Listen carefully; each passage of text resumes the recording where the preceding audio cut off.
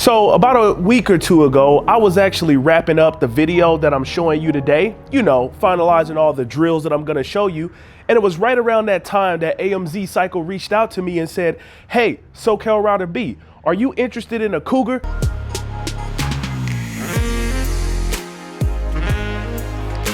I said, nah, not really, bro.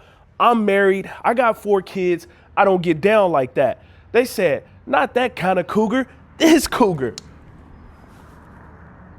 So yes, this video is sponsored, but this bike that you see here in this video did not shape this video. It actually enhances this video, and you're gonna see why. Stick around. Now look, most people or aspiring motorcycle riders believe that they cannot learn how to ride a motorcycle until they buy a motorcycle, until they attend an MSF course, or until they borrow a friend's motorcycle. But I'm here to tell you that the devil is a lie.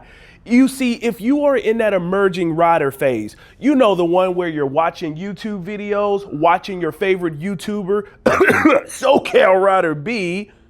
God, I love SoCal Rider B. He's the greatest YouTuber ever. He's the whole reason I'm riding today. He changed my life. Nah, he ain't really all that anyways.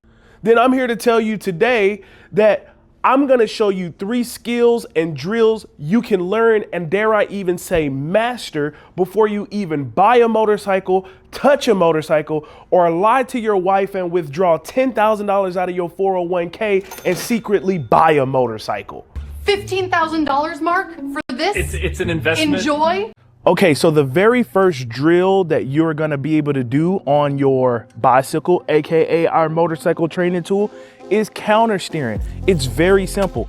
If we wanna go left, we push left. If we wanna go right, we push right. So what I want you to do is go ahead and mount the bike. I want you to start slow with relaxed arms.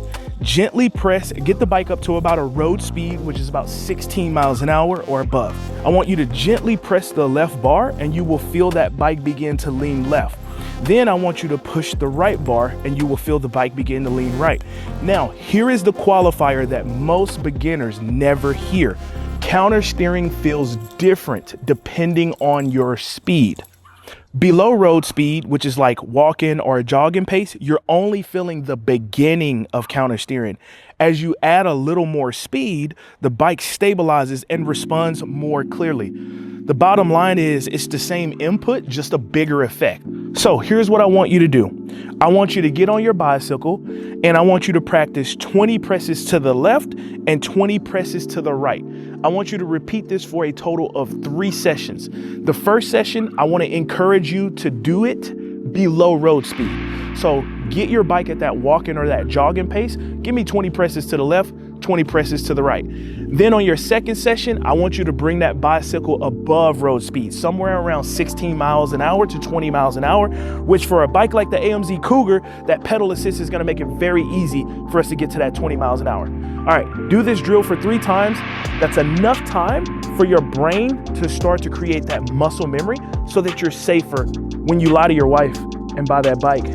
And don't tell her that SoCal Rider B made you do it, because I didn't. I'm not an influencer, and I definitely did not influence you to pull about $10,000 to $15,000 out of your 401k. That'll cover taxes and insurance. I definitely did not encourage you to do that. Honey, I know what you're thinking, but SoCal Rider B said he wasn't influencing me, but then he gave me this look. And I just knew. It was like he was saying, don't do it, but do it. His bro energy connected with mine across the internet. I had to buy them. All right, so for drill number 2, we're gonna be focused on body position. And your body position for this drill is gonna change based upon if you're going road speed, which is about 16 miles an hour and above, or below road speed, somewhere around 12 to 14 miles an hour and below. So your body position on the bicycle, AKA motorcycle, totally changes depending on speed. At road speed, what you're gonna find is the bike is gonna stabilize itself. So as the bike stabilizes itself, your job is very simple. All I need you to do is keep your hips stable, keep your elbows relaxed, keep your chest open, keep your head and your eyes and your chin up, and look far ahead. A very simple thing to do is point your chin where you want to go. For practicing, here's what I want you to do to dial this in. Do 3 to 5 straight line passes at road speed, focusing on your posture. Then do 5 figure 8s and 5 tight circles in each direction for slow speed control. If you can do that without touching your feet down, you are ahead of most riders, including those that have already lied to their wives, took out $10,000 to $15,000, which is just enough for about taxes and freaking insurance, and bought a motorcycle, who are secretly practicing in a parking space. You're already ahead of them if you knock these drills out. Trust me. Not that I'm encouraging you to do that, but maybe I am.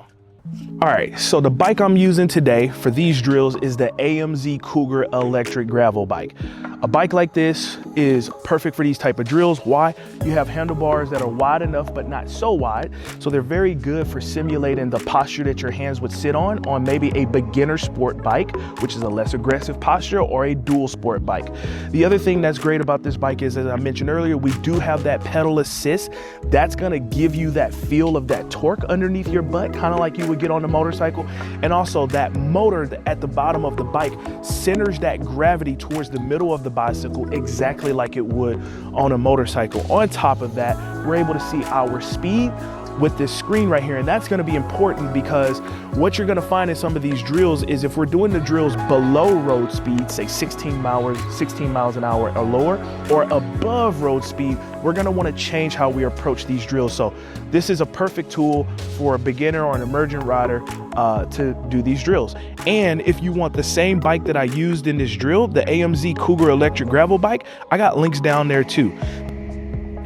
All right, so the third skill, it sounds very simple, but did you know that most crashes or drop bikes happen at less than 5 miles an hour? And a lot of times it happens when the bike is just sitting there. What am I talking about? I'm talking about, how do you properly mount and dismount the motorcycle? So the third skill, mounting and dismounting smoothly. It sounds simple, but shaky mounts are one of the biggest confidence killers for new riders. Here's the flow. You want to approach from the left side, hold the front brake. Basically, you're going to keep 3 points of contact. Then you're going to swing your leg over smoothly and settle your weight before letting go of the brake. This gets way harder on full-size motorcycles, especially the ones that are tall or heavy. So practicing something like this on the Cougar or a bike that you have lets you build this pattern safely, so when you move to a real bike, it feels familiar instead of intimidating. So here's what I want you to do. I want you to practice 10 mounts and 10 dismounts.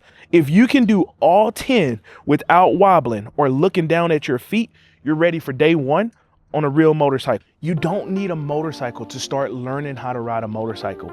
In fact, all you need is what you have. Whether you have a Cougar from AMZ or you have another bike sitting in your garage, these are the 3 drills that will build the foundation of every single thing you need to get started on your journey. Let me just do a super quick disclosure. That clip you just saw where I said you don't need a motorcycle to learn how to ride a motorcycle, I'm not saying by watching this video and doing these drills you're now ready to have a motorcycle. What I'm saying is, you don't need a motorcycle to take that first step on your journey.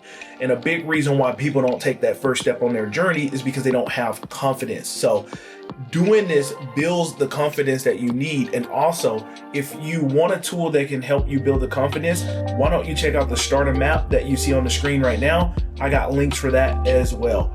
All right, see you on the next one.